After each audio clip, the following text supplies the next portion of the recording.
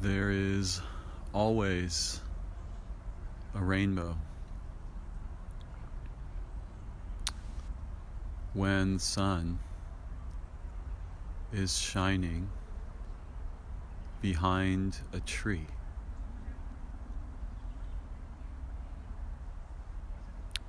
There's a starburst rainbow.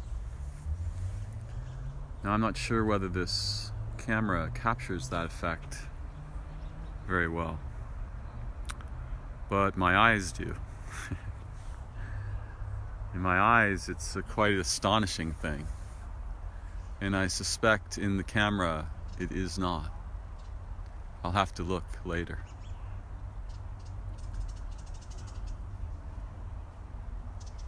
Many people think a rainbow is a very uncommon thing in their experience, or relatively uncommon. But there is a circular rainbow every time the sun is shining behind a tree. And this is a very profound thing. I suspect that our ancestors, particularly our distant ancestors who were more animal than human, understood something about this, something that would be to us hard to understand or mysterious, however beautiful it may be. I think we are certainly capable of appreciating the visual beauty of this phenomenon. But it may have had a much deeper significance for our distant ancestors. And it's not my intention to tell stories about this right now, though perhaps at some other time I may.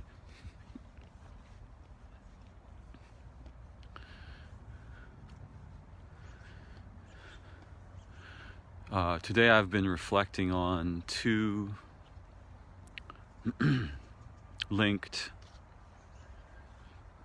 perspectives related to our humanity, how we experience it, and how we think about it. And the two ideas seem to me to be linked, though they can certainly be meaningfully discussed distinctly. And these ideas are purpose. Right? A little while ago I said, it's not my intention. Yeah? And there I was revealing something about my purpose in speaking today. And I should mention that making these live videos over the past week has been an enjoyable experience for me. I'm not making them necessarily because I believe that other people will watch them. Though, of course, it would be great if other people watched these videos and got something useful from them.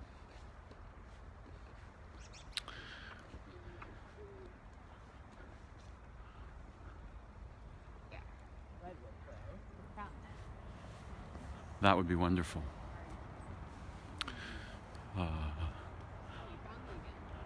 And surely I hope that some people might. Yeah. Some people might watch these videos and get something enjoyable or useful from them. But I am also, part of my purpose is just to awaken the aspect of my consciousness and awareness and intelligence that perhaps a bit like the sun behind the tree makes a allows me to have a very different experience of my own mind. The kind of experience that I have when I am writing or speaking carefully about a topic that I find fascinating.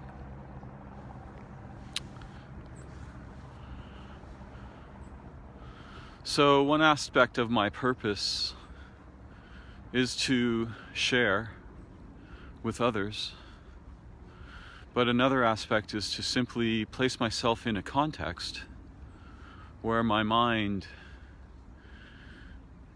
becomes a vehicle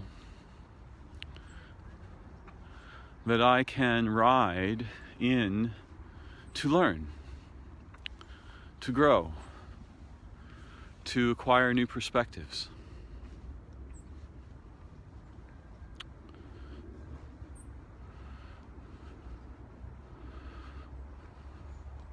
So it should be clear then that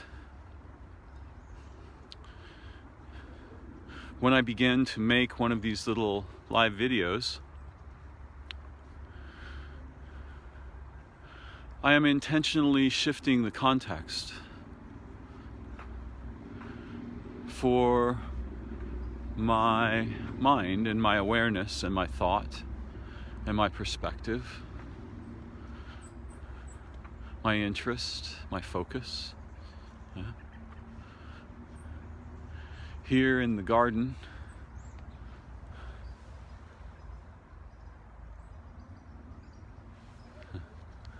where the living things are, and it is beautiful, I could simply be quiet and present with the living things, the living beings. And sometimes I am. Most often I am.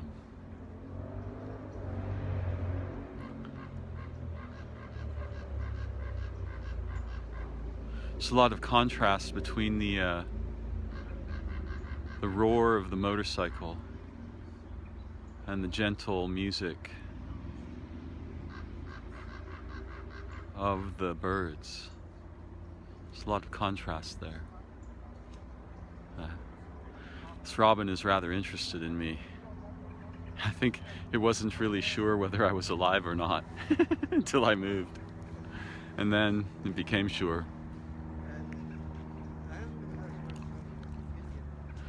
So, if I change my purpose, and, I may have incomplete control over that, then who I am and what, if we want to think about that I am a what, I am a thing, and what I am, or at least what I am doing, changes. And every time we begin to move our bodies or our minds, there is an underlying purpose.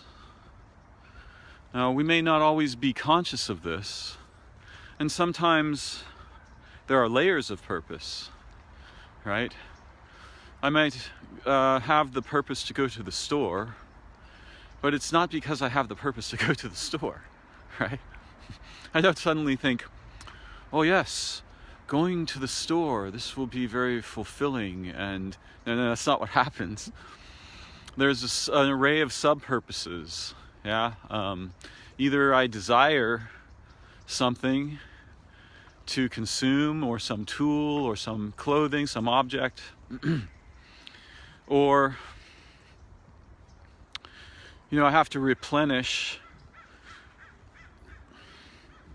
I feel anyway that I should replenish supplies or provisions, food. We might get a little treat here. My purpose may change momentarily because I have come across a vast population of very tiny insects, and actually as I'm approaching them, the vibration of my voice is changing what they are doing. And so too the vibration of this helicopter, which I will wait.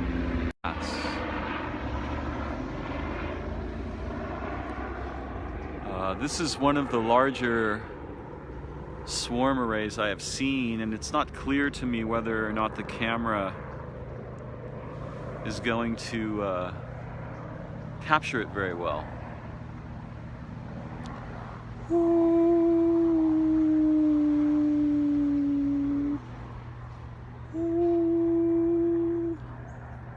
It's also not clear to me yet whether these are the kinds of insects that respond well to vibration, but it appears that they might be.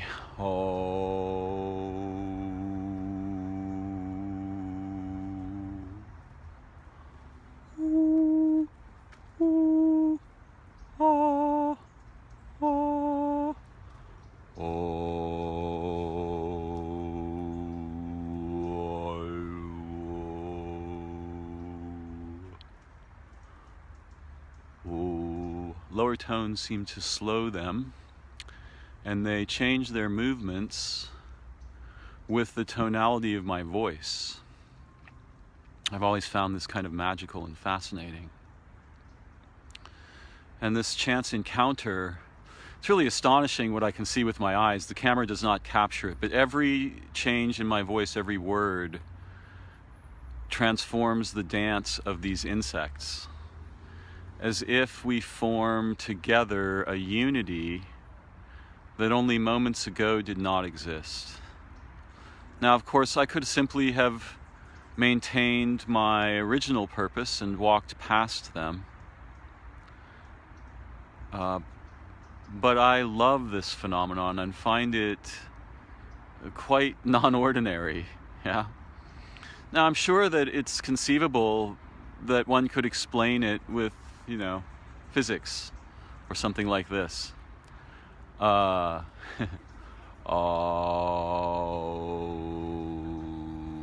that was a dramatic change. Wow.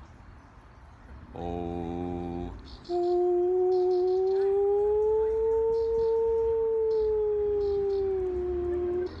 I think the wind has transformed the situation.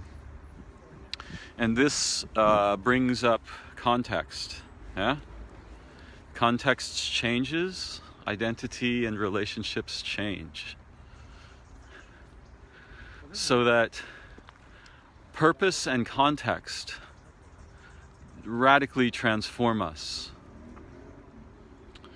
We have these beliefs and ideas that we are static things that are known to ourselves. I know who I am, and so on and so forth.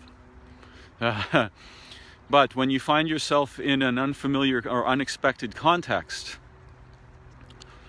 suddenly this seemingly reliable knowledge can radically transform very quickly. My whole purpose changed when I saw the insects, because I wanted both to play with them and hopefully to allow you to see some of this phenomenon that I find astonishing. Not all species of small gnat-like insects respond this way to tones. Only a particular species, or maybe a few species, respond this way. And some that I've occasionally stopped in a gnat swarm to play with them and gotten no result at all, right? So, again, I'm sure we could find or produce a quote-unquote, scientific explanation. But for me, this would not suffice, because the explanation is at best very partial. And at most, what we know of what's actually going on in and as and around us, it's far, far less than 1%. If you put like a decimal point and, 0.00000 and just keep going on for a long time and then put, some other number there. That's probably what the humans have actually formally ascertained about the nature of reality. So the fact that it seems that our science has given us great insight, and certainly it has endowed us with profound technological ability. Just putting some sage oil on my face. It is embryonic compared to the context that we inhabit together. It is extremely young. Science as we know it is probably only, a few lifetimes old. Mathematics is a bit older. But most of what our species has produced in these domains has maybe happened in the last, within the last, with mathematics it's a few thousand years maybe. With science, it's probably, science as we understand it today, it's very, very young. Maybe 5 or 6 lifetimes, and of course I'm happy to be corrected about that. So it's interesting because today, I have this unusual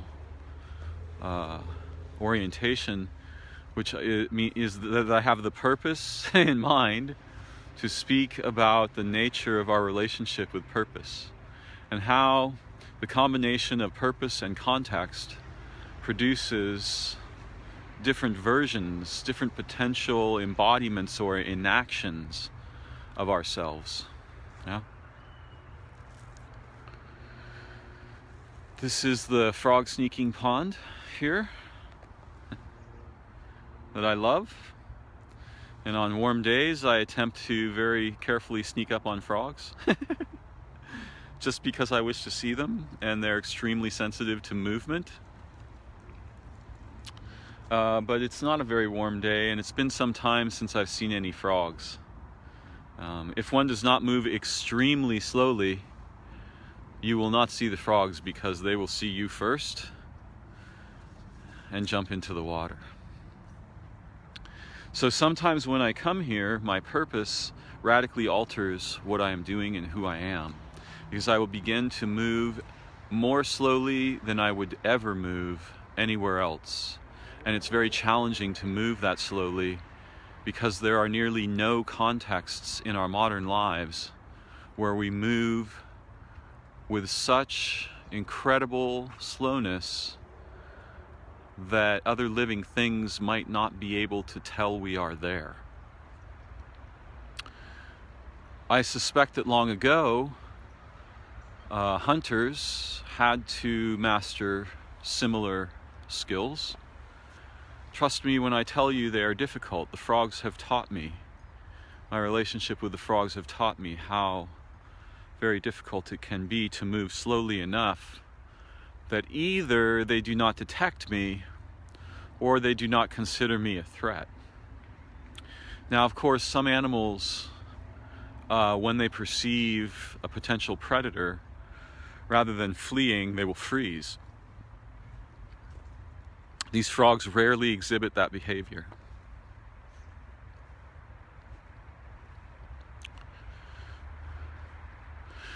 Before we begin any action, there is a purpose. It may be only partially conscious. It may have many layers. That purpose generates a manifold of cognitive and relational and behavioral features. And most of the time, we are not very aware of our purpose. But each time before we speak, we have one. Before we move, there is a purpose, generally motivating that particular expression of our potential as human beings. And often this is related to our ideas and thoughts and habits. And often it is related to the roles that we have acquired in our minds, in relationships, in human culture, in society, even in language. And this matter of this underlying purpose and our awareness of it is vastly more profound than it at first appears. Because the majority of the time, many of us are not aware that our behavior is driven by purpose. We simply follow through with familiar habits of thought, speech, action, concern, reaction, response, awareness, unawareness, ignorance. But when we begin to pay attention to the purposes that both motivate and inhibit us, we may acquire new domains or degrees of liberty, new ways of being able to experience and express other aspects of our human potential.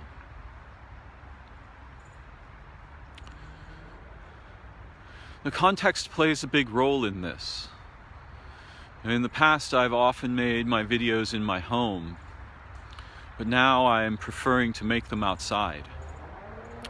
And I enjoy the opportunity to walk and see all of these amazing living things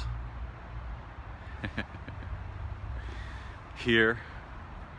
And share them with you, even though my camera's a little shaky and I have to hold it in my hand, and it's not perfect.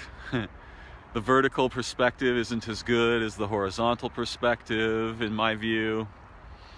The horizontal perspective is harder to hold the camera, and so on and so forth. Now, before I said all those things I just said, I had purposes in mind. That were driving me. I wanted to explain things about history and how I think about it and why I'm doing this way, and I had these purposes. So I want to highlight the profound effect that our often unconscious relationship with purpose has on our identity, felt sense of role, excuse me, our identity, our felt sense of role, our potential for intelligence, for creativity, for love, for true relation. And when we become more aware that purposes we hold both catalyze and inhibit our potential for behavior, for activity, then we get new opportunities that are otherwise very unlikely for us to experience if we are simply having a largely unconscious relationship with purpose. And of course, again, there are many layers here, right? So that, for example, one can have very simple purposes, rather mundane and ordinary purposes that are common and culturally encouraged. To consume, to buy things, to work, to build things, to make things, to throw things away, so on and so forth. But there are things like meta purposes. So that, for example, some of us may have or may hold in our awareness the purpose of awakening to the fundamental nature of being, or the fundamental nature of our minds, or maybe the fundamental nature of our souls, yeah? Presuming that we have such things, or that at least that such language is meaningful, right? And these meta purposes can be very profound in their effect on our awareness, on our potential. And it is from a perspective of having a meta purpose that I became aware of the profound effect and the nearly constant effect of purpose in my own life and mind and behavior and thought and relationships and so on. Now, the other element that I wanted to touch upon, I've just avoided a large mound of horse offal. And, you know, I saw the obstacle, right? And seeing the obstacle, acquired the purpose of not, just walking along the path I was already walking on that would lead me to step in large piles of horse poop. I mean, it might have been fun to do it as a kid, not really knowing what horse poop was. I might have been highly motivated to jump up and down in it and laugh and get horse poop all over me. Who knows? But as an adult, my cognitive context, right, inclines me to try to keep my clothing unsullied by offal. So, context affects our purposes, and it can radically transform our identities, because as human beings, although we think we have a stable self, right?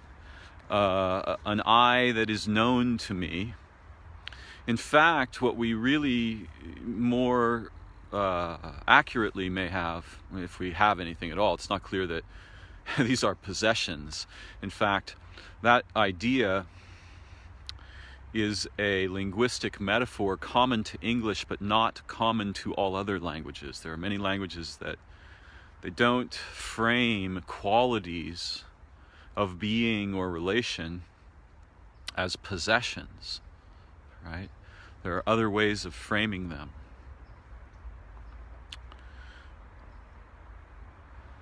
But as human beings, the nature of our felt sense of identity and role is profoundly affected by context. Change the context, and in most cases you will transform the human beings. And part of this is because humans will tend naturally, somewhat naturally, the way that birds adjust their flight in wind, humans will adjust their identity according to context and their awareness of it, and particularly the felt senses of role that they derive from their experience of a context. When I go into a restaurant, my role is relatively well practiced, habitual. Same is true of a doctor's office, a shop, the post office, a church, nature, my room. The contexts with which we are familiar, most of us have already derived and thoroughly practiced familiar roles within those contexts. But we have this idea that the self is a known thing, having certain qualities. And while this is not entirely untrue, it is deceptive. Because if we change the context suddenly, radically, to one that is unfamiliar, then each of us will be likely to reconstitute, at least, or perhaps even invent a new role. So that although I kind of know myself, when I am with someone new, I change. Because I modulate my habitual qualities and speech and behavior in order to harmonize with the person that I am with. Or, in some cases, if I feel threatened, for example, I will radically alter my habitual role to either avoid, defend, or attack.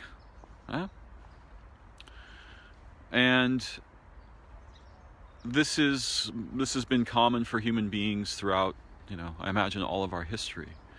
We are role-sensitive animals, deeply social in general, though it is possible for individuals to be very asocial, even when the context changes. We do have inclinations that are unique to our personal humanity. Some of us want to be known, some of us do not want to be known. Some of us want to be seen, some of us do not want to be seen. Some of us find social interaction with strangers rewarding, others of us would generally avoid that. And in various cultures, there are traditions around these things. Those traditions form part of the context that informs the common, mostly surface layers of purpose. So to me, these two, I don't generally, it's not necessary to link them together to understand either of them, purpose or context. But when we do link them together, the result is fascinating to me.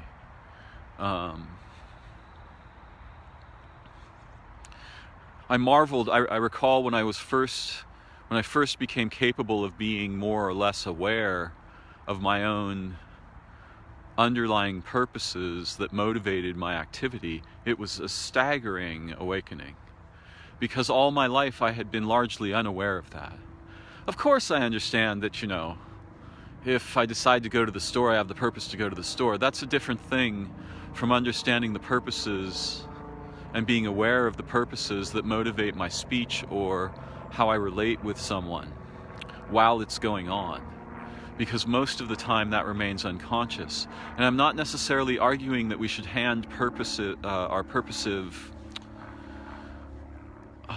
orientation, I'm not arguing we should hand that off to consciousness, a word that can have confused and different meanings in different contexts.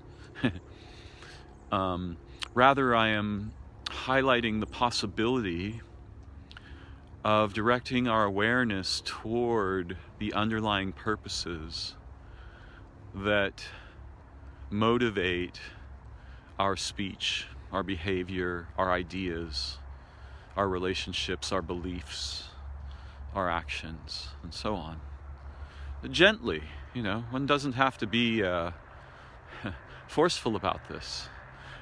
I just ask that we shine the light of awareness, and this is a metaphor, on this aspect of our being, that we become aware that before we do or think or say things, there's a purpose, and sometimes that purpose serves us and is beautiful, but sometimes it does not. Sometimes it's merely the intrusion of habit or some cultural imperative we've acquired. It's nice when we have the opportunity to be free from habituated purposes, roles, and contexts, relations with context, that inhibit or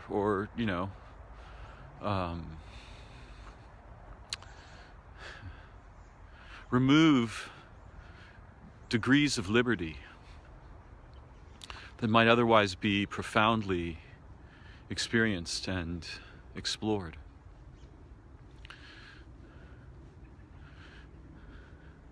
It's ironic that this beautiful garden is surrounded by roads and machines, right? On the other hand, even though it is surrounded by roads and machines, it is a sanctuary for me and for my heart, because I love living things.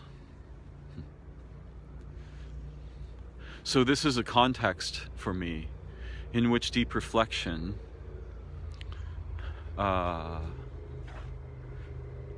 is supported, is nourished, is nurtured, because it is alive and it is beautiful.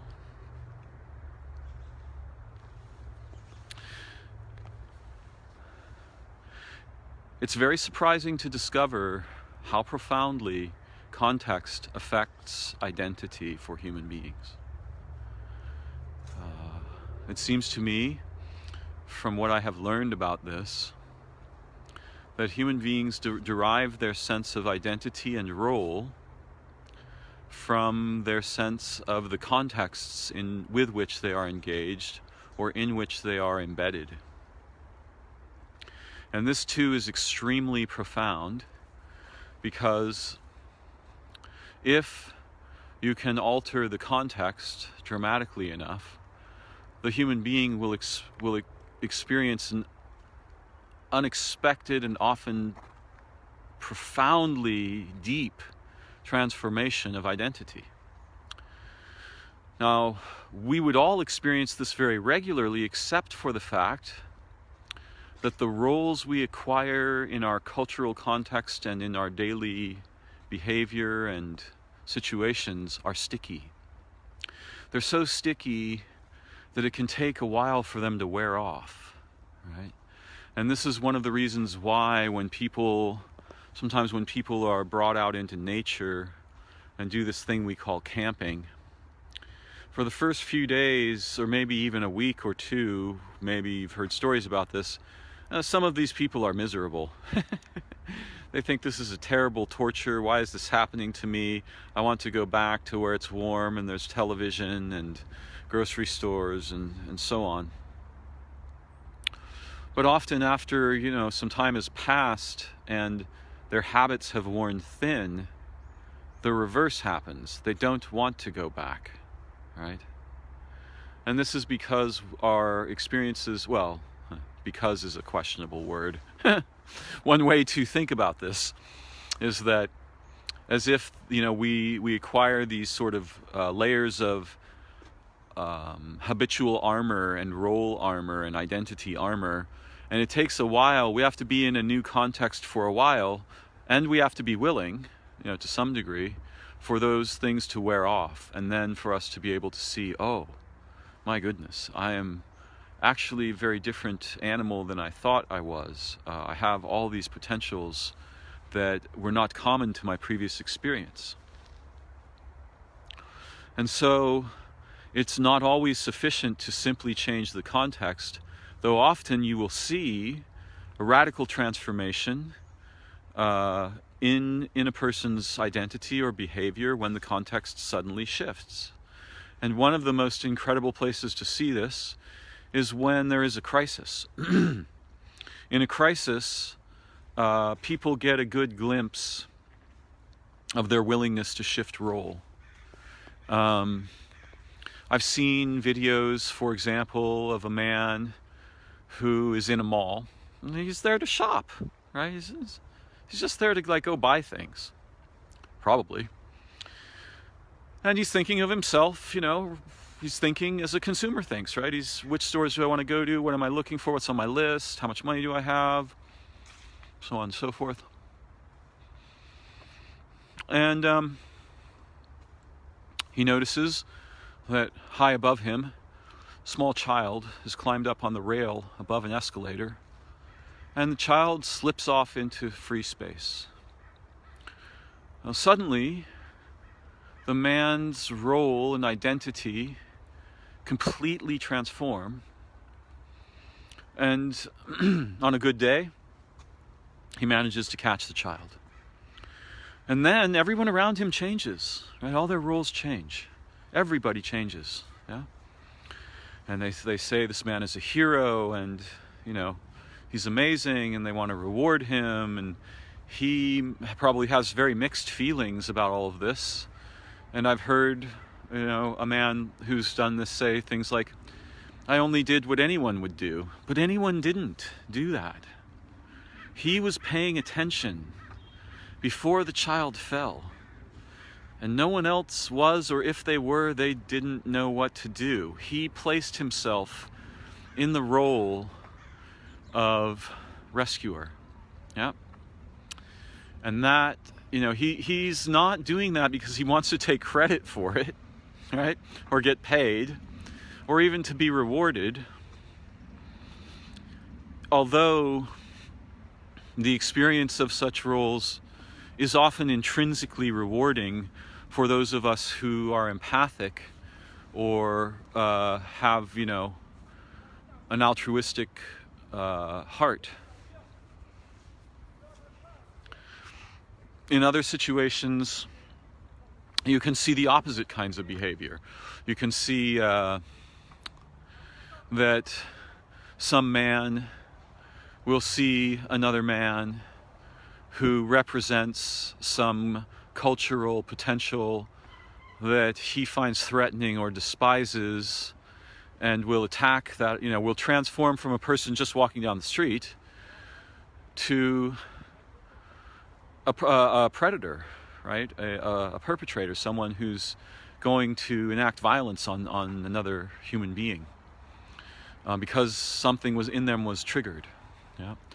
And so that person's role transforms. Although it's very likely that a person like that has built up a long history of this kind of behavior. But even these people can be transformed by context. Even people who are habitually vicious or predatory or cruel can be transformed, can have those habits sanded off in a context where they have rewarding experiences of inhabiting other roles. So context is really profound.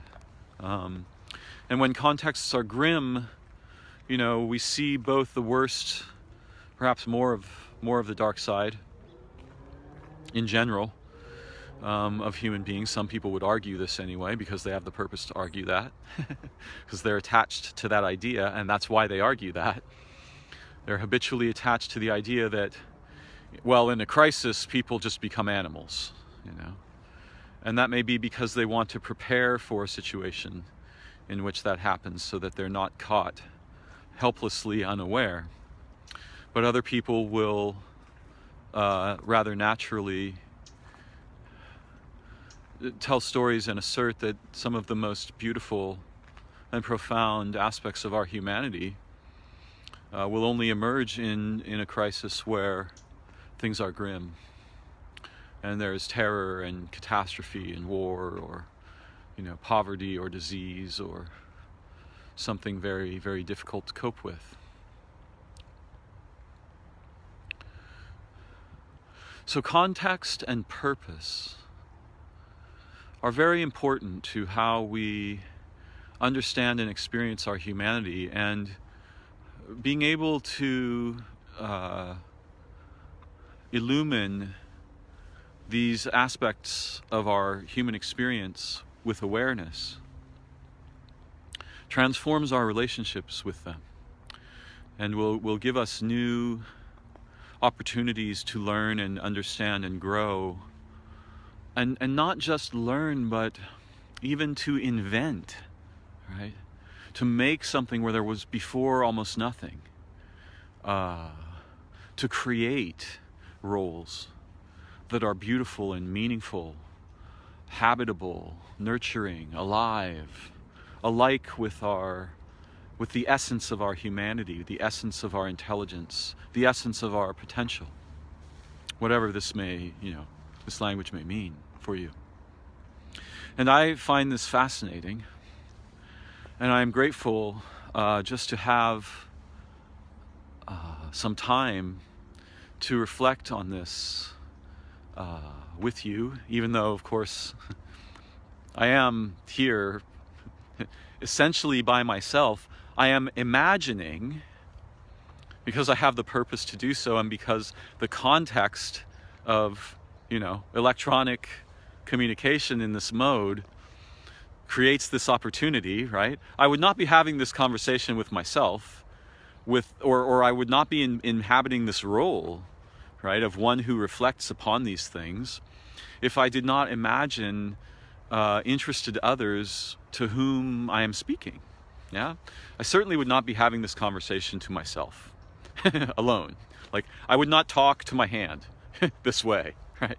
And yet, for some time now, I have been talking to a device in my hand, imagining that interested others may enjoy my reflections or may find something useful about them. And so here you see, right, purpose. Yeah?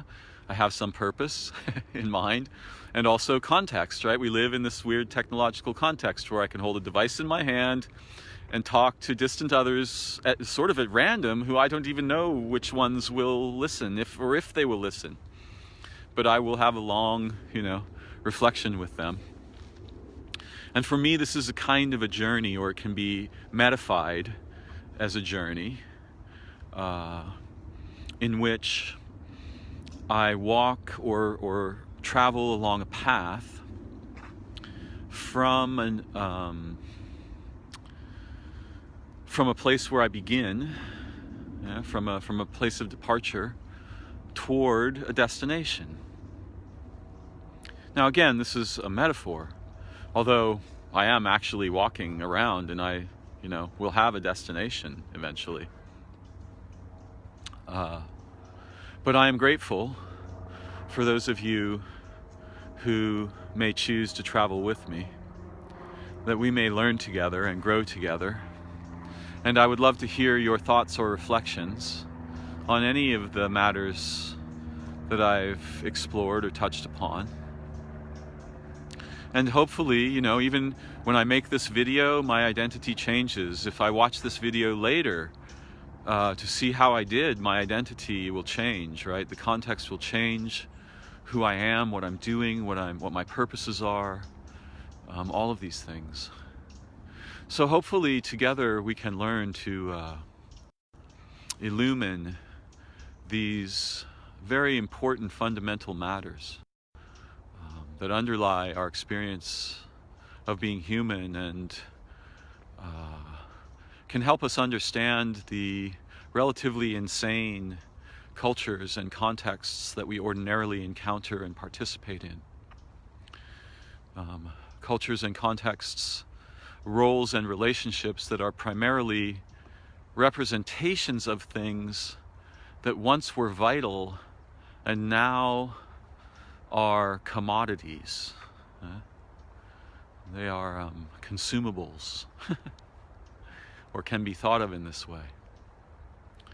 So I am very grateful to have this chance to share with you, to be alive this day together, and to reflect on these fascinating aspects of our human potential and experience.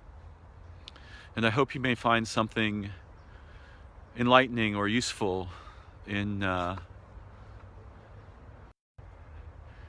these reflections. And I look forward to more exploration, wonder, and travel together very soon. Thank you for joining with me, for learning with me and helping me learn, for playing the role of conversational companion and audience. May your dreams be deep and wise, and may your awareness of purpose and role expand and be liberated.